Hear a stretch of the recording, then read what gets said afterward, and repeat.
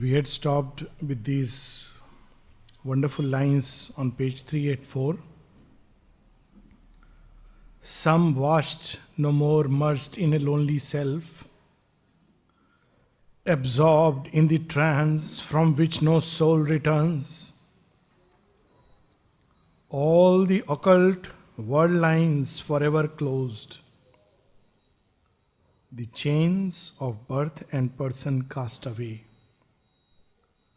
Some, uncompanioned, reach the ineffable. All these which we read, the different lines of spiritual advancement of humanity so far, are of course the mother and Sri Aurobindo's own experiences. That's how they could write about it. Speaking of trance, we have this idea that the person is totally oblivious of everything else and comes back without any memory of what one has experienced. So when mother came to Pondicherry, she asked Sri Aurobindo one day, she is recounting this after 40 years, that when I came here, I asked him that what is this that people talk about so much here, trance, samadhi. So Sri Aurobindo obviously understood the truth behind it. As he has written, the mother was already an adept in the Buddhist yoga and had already realized the yoga of the Gita. And her yoga was moving towards a grand synthesis. She had already realized these things which are so exceptional. So Sri Aurobindo told her that when people don't bring back the memory, it is a kind of unconsciousness. They enter into a domain in which they are not conscious. And when they come back, they don't have the memory of it. So mother said, but I have never experienced such a state any time. She was conscious in all the domains. So Sri Aurobindo says, nor have I. A very beautiful little conversation. And of course, in the essays on the Gita, Sri Aurobindo says that what normally is regarded with the word trance is a certain kind of intensity. But trance is not about becoming unconscious and oblivious of what's happening. Mother, even in the highest states of consciousness, was perfectly conscious not only of what is happening within, but of what is happening outside. She would come back and tell them. And she would be simultaneously conscious. All these realizations, she was fully aware, because they are the highest points of world spiritual advancement. And sometimes I do feel we are all a little bit biased towards our father. So we keep writing about the four major realizations of Sri Aurobindo. And if we were to put mother's realizations, I think they will be countless. It won't be just four. What kind of experiences she had. So just before we proceed, just to touch upon some of these, when the quest in her own life was taking shape, what were her experiences, what she had realized. When some people asked Sri Aurobindo, the mother is a disciple, she said, no, she is my equal. She has already realized the truths of the yoga. As we know, she had translated Shandil's Bhakti Sutra, Narad's Bhakti Sutra, Ish Upanishad, Vivekananda's Raj Yoga. She read it and experienced the truth of whatever is written there. It is amazing. So it's good as children to talk about a divine mother's, shall I say, achievements and realizations, because children love to do that. And so I also feel like reading some of these. So this is in 1913, June 15. Even he who might have attained a perfect contemplation in silence and solitude would have arrived at it only by withdrawing from his body. We read this, some of these experiences. They closed all the occult lines, merging into the absolute. By disregarding it, and so the substance of which the body is constituted would remain as impure, as imperfect as before. Since he would have left it to itself. And now what she says is really shocking to the traditional sense. but so revealing. And by a misguided mysticism, through the lure of supraphysical splendors, the egoistic desire to unite with thee, this is a egoism that I will close all the lines of birth and death and merge into thee. Sri Aurobindo says that the final renunciation is renunciation of this egoistic movement, that I'll be fine, I will close these lines. It's possible, it's given to man. All the lines through which we are connected with the world, we may close it and merge into the absolute. But Sri Aurobindo says it's an egoistic movement. And even in some of these scriptures, Srimad Bhagavat, it is mentioned that I would want to take birth 1,000 times. Even Buddha is supposed to have said at one point, how can I enter into nirvana so long as a single soul is striving and suffering upon this earth? So she says it's an egoistic movement to unite with thee for his own personal satisfaction. He would have turned his back upon the very reason of his earthly existence. So the reason why we are tied, there is a purpose in it. He would have refused like a coward to accomplish his mission, the redemption and purification of matter. To know that a part of a being is perfectly pure, to commune with this purity, to be identified with it, can be useful only if this knowledge is later used to hasten the transfiguration of the earth, to accomplish thy sublime work. She had all these experiences and realizations, and just as we have read, she had met many of these masters. Of course, we know the more common ones, famous ones. For instance, he had met Theo, and he himself was an accomplished yogi and a very mysterious figure. No one really knows his history, what his real name was. It's all conjecture. Even whether he was actually Polish or he was a Russian, but definitely it seems he was a Jew in his background. And he disappeared as mysteriously as he came into existence. Suddenly, once his wife, who was a great occultist, she died on the rocks. No one knows how exactly. And within a few days, Theo disappeared. Nobody knows where he went, how he went away, no trace left. So this, we know, Mother had met later on Abdul Baha, the successor of Baha'u'llah, who was put in prison because of his very radical teachings, which were very close to certain type of Hinduism, and in that area it was definitely not acceptable with a strong Islamic base. And he was put in prison, and his son became the successor. And he wanted the mother to take over the mission after him. And the mother refused. Then Tagore wanted her to come to India and take over Shanti Niketan. She refused. Many such things would have come her way. Just as we read, she met all these beings, and how many more in her inner experiences she has met. We have the document where in prayers and meditation, Buddha comes to her and says that I see a brilliant diamond in your heart, but you are afraid of revealing it to the world because it will be misunderstood. And then he says, when have men understood the divine? Even my message was misunderstood. It is still misunderstood. Sri Aurobindo writes in a beautiful poem on Buddha, how he is misunderstood. And the mother paid that homage by once again taking up the Buddhist sutras, Dhammapad, and giving her own commentaries on it. It's something very revealing. Then even before coming, that power which can change things, he was already experimenting with it. And when one of the leaders from Russia during the revolution, he came, and it's a very beautiful story. The mother has written a leader, but it's based on a true story. During her meetings, Alexandra David Neal used to be there. And she took great offense when in one of her letters, mother wrote intellectual ideas. So she didn't like it because she believed they are great spiritual experiences which she was having. And one person came from Russia all the way, seeking help from their group. It was a small group of 4 or 5. So he had a private interview with the mother, and he was very touched that mother did not judge him. He said that one of the things which touched me was that everybody was judging him. You are a revolutionary, you are this, that, you are breaking the system, but nothing. She met him with all the compassion and love in her heart, but taught him something very remarkable. When he told all that they are doing in Russia, she said, how do you hope to establish justice with injustice? To bring the reign of love with hatred? And he says that struck him.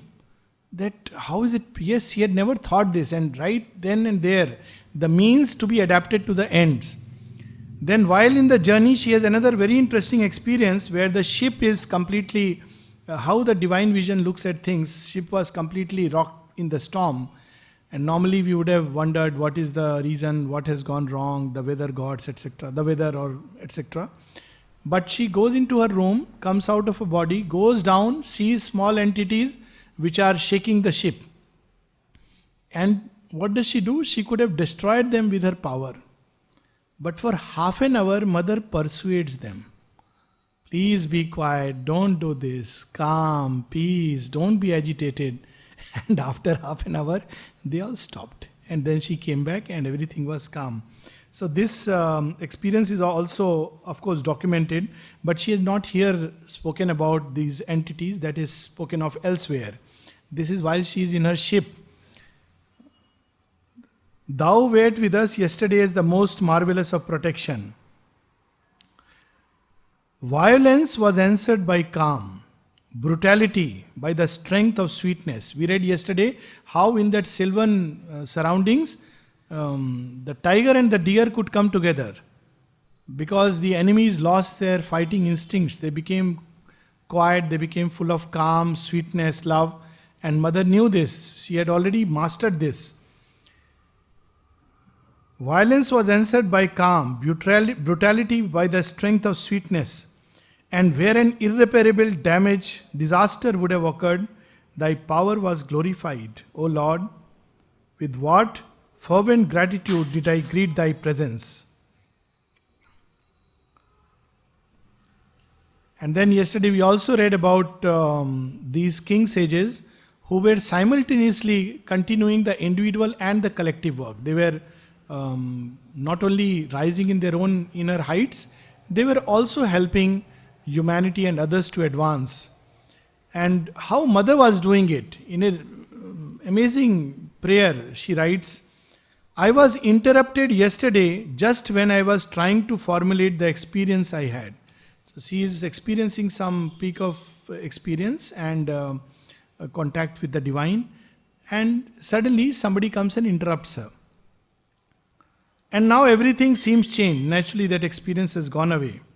That precise knowledge, that clear-sightedness has given place to a great love for thee, O Lord, which has seized my whole being, from the outer organism to the deepest consciousness. Such is indeed the symbol of the existence thou givest me as my share, in which outer usefulness, the work for all, holds a much greater place even than the supreme realization. All the circumstances of my life seem always to tell me on thy behalf. It is not through supreme concentration that thou wilt realize oneness. It is by spreading out in all. This, we read about the boundless love through which the seers realized oneness, and they shared that love, that light with the entire mankind. So that is the path Mother herself followed. Another place she writes, she's gone beyond all these realizations, and she says that if the time has come for the new form of manifestation to take place, thou must show it to me. And then this, so many of them, but last two prayers, just portions. In all these states of being, this is about the trance, that mother was so conscious, Sri Aurobindo and the mother, that in no domain were they unconscious, whether it be from the inconscient to the highest states of being. They're fully conscious simultaneously. It's an amazing achievement, and they would not even, these are the prayers she wrote. They were not even meant for public consumption. There were literally 5 diaries. And it's only when Sri Aurobindo read them that he said, no, you must publish them because they will be a great help to sadhaks in the future. So, naturally, the mother could not refuse the Lord. But what she did was, 4 of the diaries she put away in the boiler, which is still there. I think something must be still there in that, in the ashram. In that she put away. And only some prayers, this is only some prayers running into 400 pages, which she kept, which would be useful for others. What experience and realization we cannot imagine. Volume 1, Collected Works of Mother, Prayers and Meditation. In all the states of being, in all the modes of activity, in all things, in all the worlds, one can meet thee and unite with thee. Her union with the divine is not simply a withdrawal inside, sitting in deep meditation. At all levels, in the very physical, even in that state one can unite with the divine. For thou art everywhere and always present. He who has met thee in one activity of his being or in one world of the universe says, I have found him, and seeks nothing more. He thinks he has reached the summit of human possibilities. What a mistake. So normally people follow a traditional path, Raj Yoga, Bhakti Yoga, Karma Yoga, Gyan Yoga, through one activity, and they find at the peak and they're very happy with it. And for the Divine Mother it is childishness. Can we imagine what state of realization that would be? Yogini of yoginis, and she says, what a mistake. In all these states, in all the modes, in all things, all worlds, all the elements, we must discover thee and unite with thee. And if one element is left aside, however small it may be, the communion cannot be perfect, the realization cannot be accomplished. In the smallest of activity, in the least detail, to unite with the divine, our minds cannot even conceive. And we are so fortunate to be in her presence. Then we know the story of Sri Ramakrishna, who had reached some realizations, different religion paths, and then he would come back. So it's very well known story in all the circles that how Sri Ramakrishna achieved one realization, then would come back, then achieve another, all the different paths. And he showed that how every path reaches the same point. This is well known. But what is not well known, Mother writes in one of her diaries, one of her prayers, it seems to me that thou wouldst make me taste successively all the experiences which are ordinarily put at the summit of a yoga as its culmination and the proof of its perfect accomplishment. The experience is striking, intense, complete. It carries within it the knowledge of all its effects, all its consequences. It is conscious, willed, the result of methodical effort, and not of unexpected chance.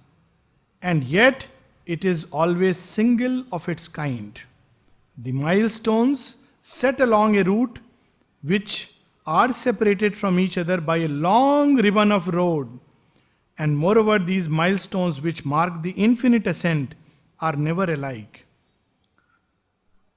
So she had all these experiences and realizations, and then she had come to Sri Aurobindo. So when we read the quest, she had all these experiences, Sri Aurobindo beautifully, symbolically in the form of all these sages, seers, trance-absorbed ascetics, which looks for us so great.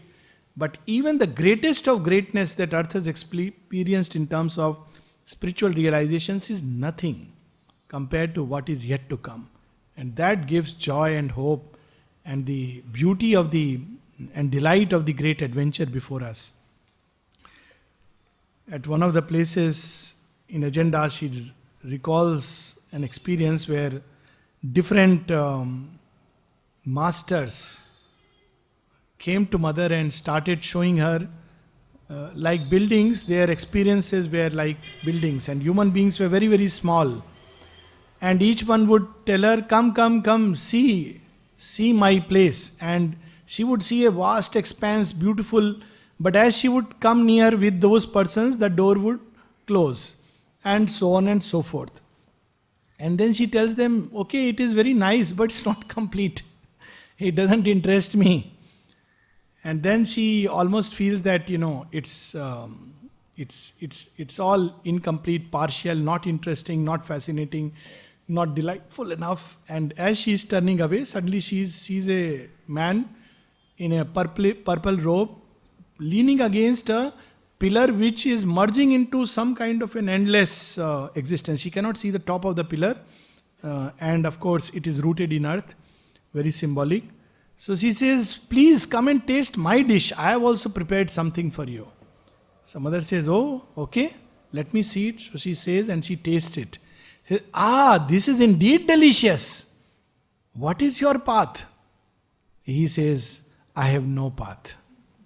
And the mother recalls it beautifully. He says, I have no path.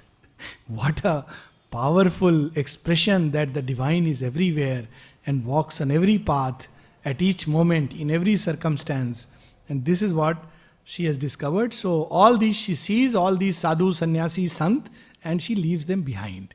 And truly for this yoga, we have to leave all this behind. So long as we are attracted by these fantastic specialized states of consciousness, we cannot really realize Sri Aurobindo's yoga, even walk on the path.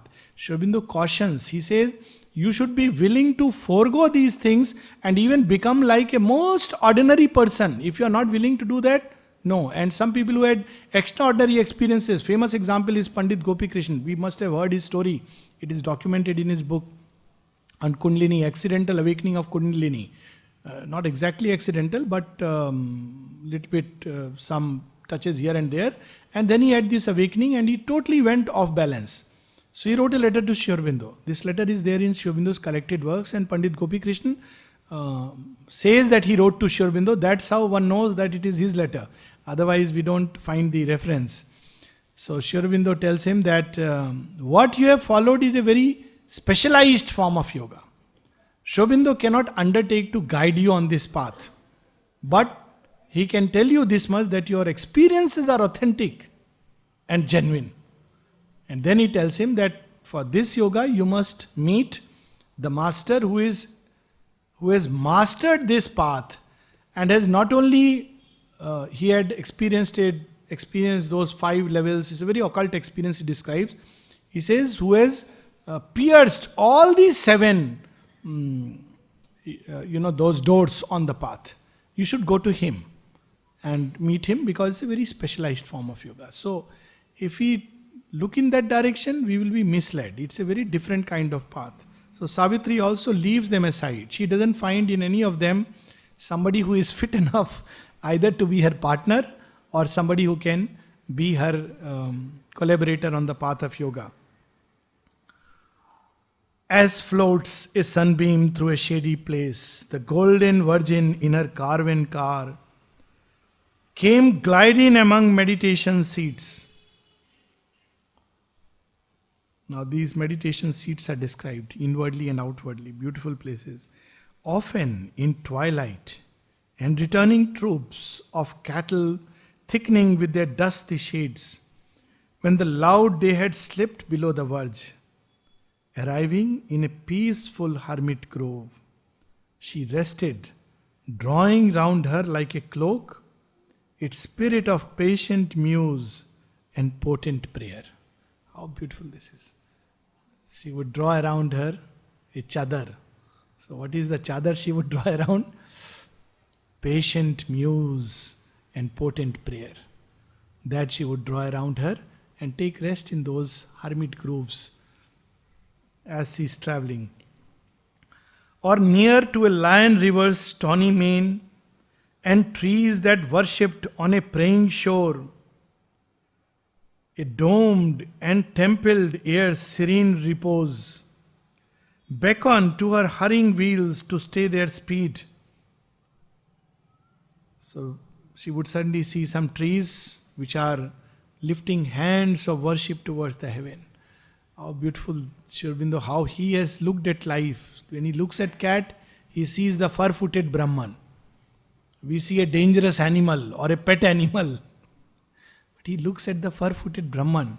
He looks at a tree and he sees a tree beside the sandy river beach, holding to the skies its topmost boughs, like fingers to the heaven it cannot reach. Such is the soul of man, his body and brain, hungry for earth, his heavenly flight detain. How the Lord would have looked at these things. Every experience must have been, as he says, a spiritual romance. In the solemnity of a space that seemed a mind remembering ancient silences, where to the heart great bygone voices called, and the large liberty of brooding seers had left the long impress of their soul seen. So he has answered everything. When people say, oh, now Mother and Sri Aurobindo, they are not there, what about the ashram? First of all, this question is absurd because they are very much there. The mother in one of her questions speaks about the deathless state and the immortality, and she says deathless state is where your body undoes itself and turns futurewards. So beautifully she explains it. 1958. So literally that has happened to her body, turned futurewards. But that apart, even a place where a saint or a sage has meditated for long, it carries that impress for centuries and millenniums. This is what we all have grown up with. Tirthas are like that. There are so many seats in India which are regarded as spots where either Sati's hand has fell, or Shiva has come, or it's Krishna Leela, or Rama set his foot, or so and so seer's ashram is there, and they carry that impress. So here is that occult truth being revealed to us in such a nice way. Where a mind remembering ancient silences, it's just question of contacting. Where to the heart great bygone voices called, and the large liberty of brooding seers had left the long impress of their soul seen. What they saw, they had stamped in that place, those unearthly memories. Awake in candid dawn, or darkness mooned, to the still touch inclined the daughter of flame. So when she went there, she absorbed those experiences which were impressed upon that place. She grew still and touched those influences, took it into herself and moved forward. Such a beautiful thing to remember always, that this place Mother has walked, Mother has touched. Everywhere where we go, her impress is there. Can the earth ever forget that touch of the divine? I mean, it's impossible to conceive of that. But we have to be still and open in the heart to feel it.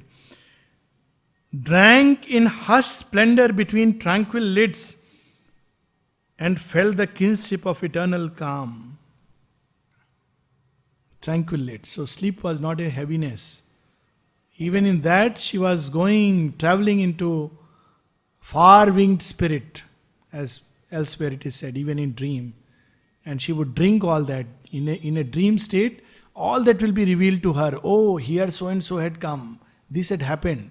So this was the famous story of the Agastya Rishi's ashram being here.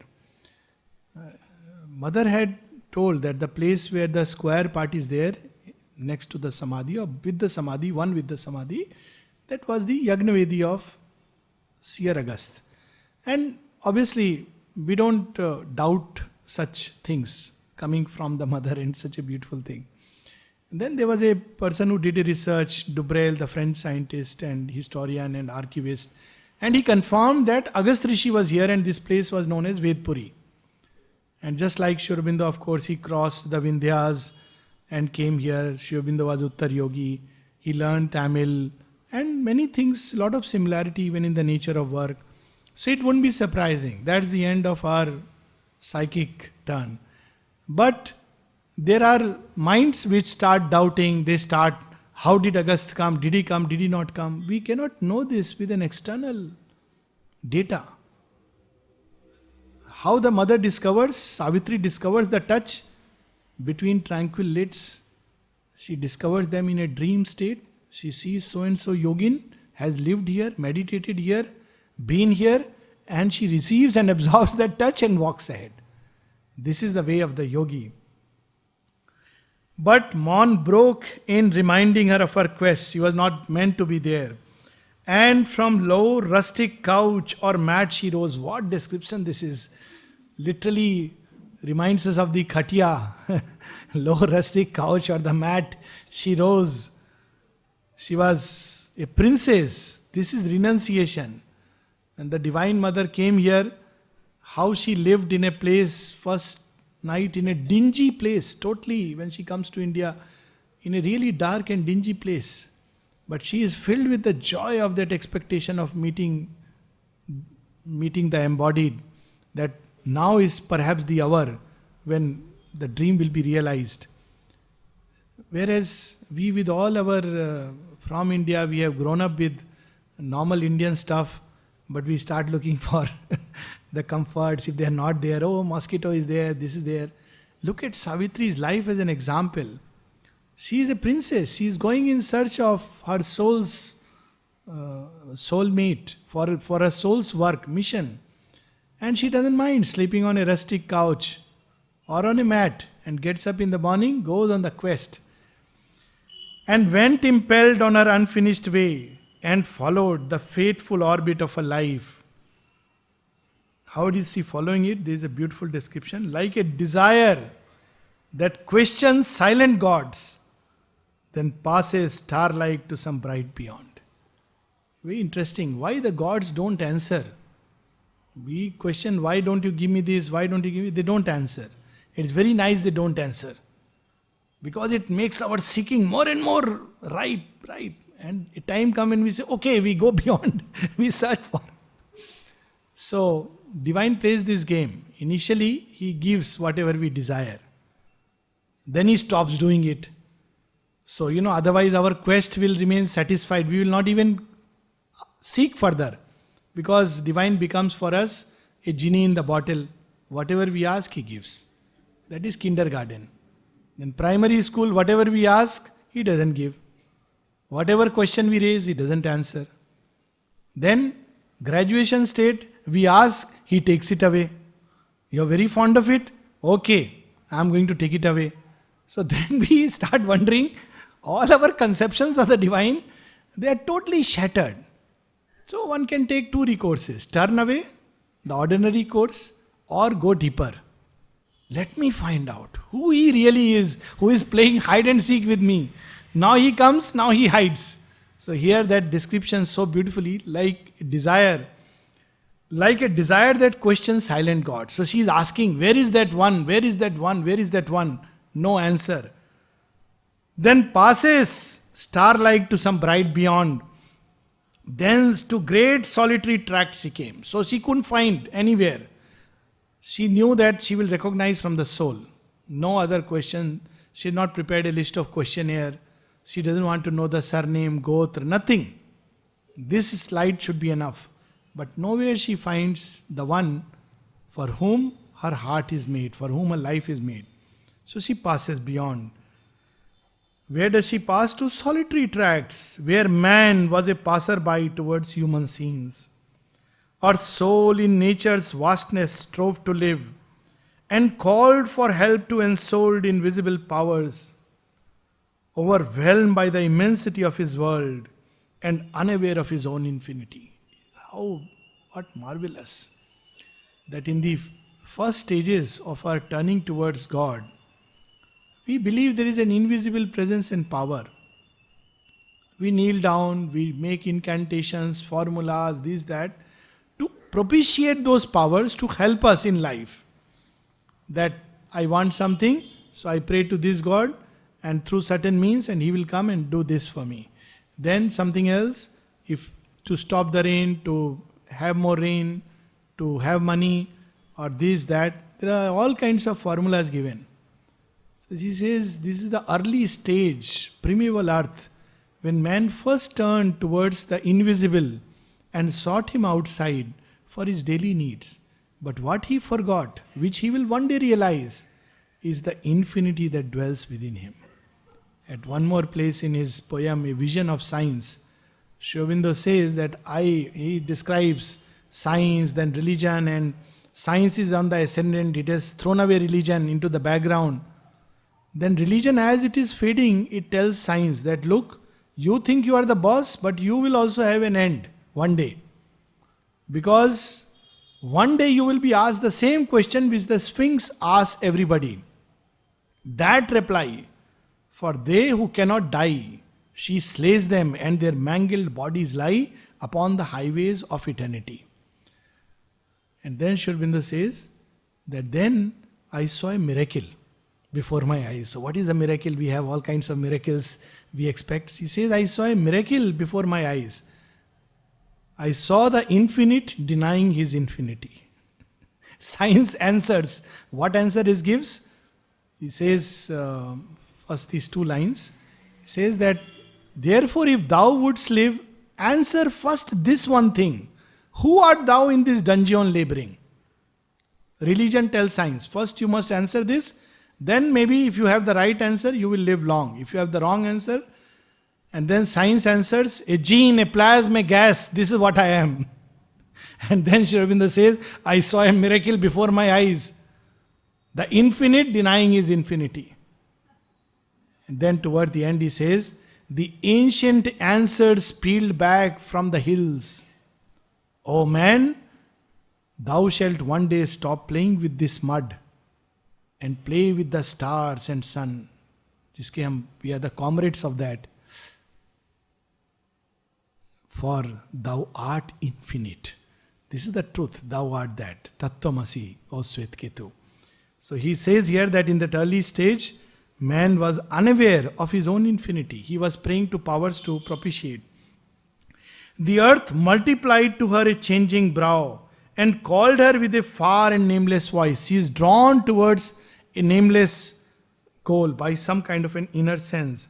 The mountains in their anchorite solitude, the forest with their multitudinous chant, disclose to her the masked divinity's doors. So as we were saying that through nature, Sri Aurobindo will put us in touch with divinity.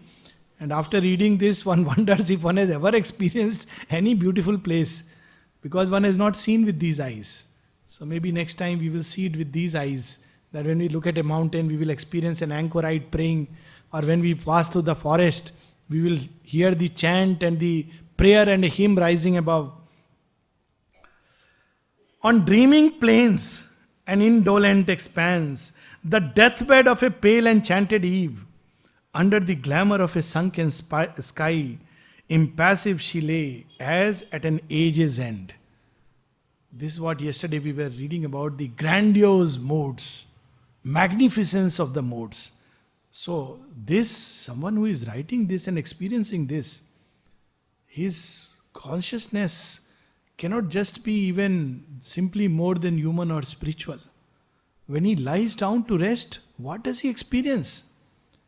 He lies down as if at the end of an age, the gods take repose in the eternal. So this is how Savitri is experiencing when she lies down. She goes consciously and touches the eternal. Or crossed an eager pack of huddled hills, lifting their heads to hunt a lyre-like sky, or travelled in a strange and empty land, where desolate summits camped in a weird heaven, mute sentinels beneath a drifting moon, or wandered in some lone, tremendous wood, ringing forever with the cricket's cry, or followed a long, glistening serpent road through fields and pastures, lapped in moveless light. So, every possible element of nature, sight of nature, serpentine roads, desolate fields, lit plains, dreaming plains, where time seems to stop, Sri Aurobindo describes, and through all these, he opens a window to the divinity that is lying. How the divine expresses himself symbolically through physical creation. The whole Brihadaranyaka Upanishad in a way is based, starts in this way. It's such a famous, it's actually an Aranyak, but it's regarded the status of the Upanishad because of its own truth and the realization. It starts describing the cosmos as a horse, and everything is some part of the horse. So when we read these passages, it looks like Sri Aurobindo is giving his own version and a much more beautiful, magnified version of the Brihadaranyaka, which continues through few more cantos. And it also reminded me of the Van Parv and Aranyakand. These are why these forests and the description of these forests, but of course, nothing with the perfection, stroke of perfection of the master.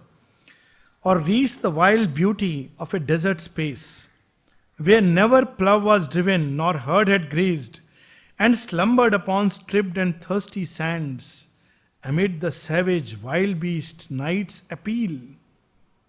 Still unaccomplished was the fateful quest, still she found not the one predestined face for which she sought amid the sons of men. So she has gone everywhere. It reminds of one of the, and these are all inner truths. We read, I'm forgetting Kiska Kalam hai, one of the great mystic poets, who says that I have roamed in forest, I have gone to mountains, I have gone to deserts, everywhere to find thee, but I could not find. It really reminds of that. Jungle ghuma, parvat ghuma, nadi nalo mein dhunda. So she is looking, this is the quest that she is going, and so beautifully Sri Aurobindo has named it the quest. It's a symbol of our own life. Looking for that. So many partial experiences and realization come to lure us. Come rest here, come rest there. Come, we'll give you this experience, this ashram, that place. But our search is for the infinite. Therefore, it cannot be fulfilled at these halfway homes. So we have still unaccomplished was the fateful quest. Still she found not the one predestined face for which she sought amid the sons of men. A grandiose silence wrapped the regal day. The months had fed the passion of the sun, and now his burning breath assailed the soil. So now slowly spring is passing into summer. It's very interesting. Everything is so symbolic. It is the time when the whole earth is as it were on heat, literally on heat. It's the time when the whole moment, the whole mood is for the union of opposites. So here comes that mood, which he'll describe further. And now his burning breath assailed the soil. The tiger heats prowled through the fainting earth. All was licked up as by a lolling tongue. The spring winds failed. The sky was set like bronze. So she passes through all these tracts in her quest. And such should be our quest for the infinite, not satisfied till we have found that perfect one. We are, of course, fortunate. We would have never found, except that she has caught us in some desert space, some solitary tract, some mountainside, some forest of life, and pulled us. But this should be the nature of the quest for the infinite. End of Canto 4, end of Book 4. So we'll start Book 5, the Book of Love, after the break.